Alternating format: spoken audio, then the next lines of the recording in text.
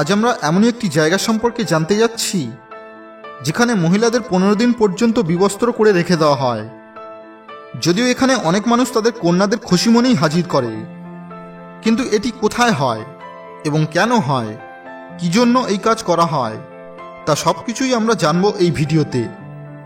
ভিডিওটি শুরু করার আগে বলবো, যারা এখন আমার এই মিস্ট্রি লাইভ বাংলা চ্যানেলটি সাবস্ক্রাইব করেননি তারা ভিডিও নিচে সাবস্ক্রাইব বাটনে ক্লিক করে সাবস্ক্রাইব করবেন এবং পাশের এই বেল আইকনটি প্রেস করবেন।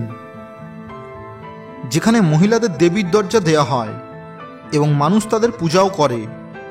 ভারতে একটি এমন জায়গা আছে যেখানে কন্যাদের দেবী বানিয়ে তাদের বিবস্ত্র করে দেবীর মতো সাজিয়ে তারপর পূজা করা হয়।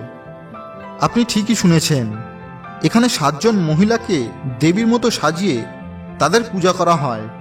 এই প্রথাটি বহুদিন ধরে চলে আসছে।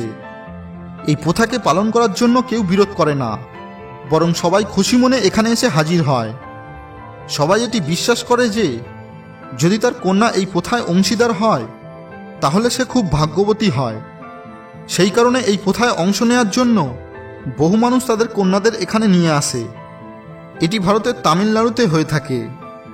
নিয়ম অনুসারে এখানের মন্দিরে 7 জন মহিলাকে দেবী বানিয়ে রেখে দেওয়া হয়।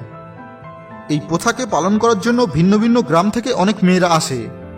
তারা নির্ধারিত দিনে মন্দিরে হাজির হয় এবং এই মন্দিরের পণ্ডিত তাদের মধ্যে 7 জন মেয়েকে পছন্দ করে।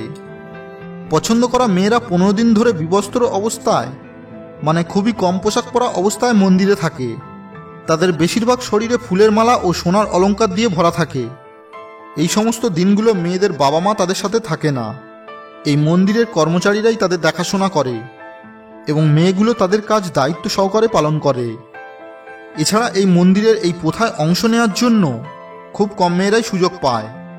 সুতরাং নিজেদের মন থেকেই মেয়েরা এখানে এসে থাকে। তো বন্ধু, এই প্রথা সম্পর্কে আপনি কি মনে করেন? কমেন্ট করে আমাদের জানাতে পারেন। ভিডিওটি ভালো লাগলে অবশ্যই লাইক করবেন এবং শেয়ার করে অন্যদেরও জানাতে পারেন।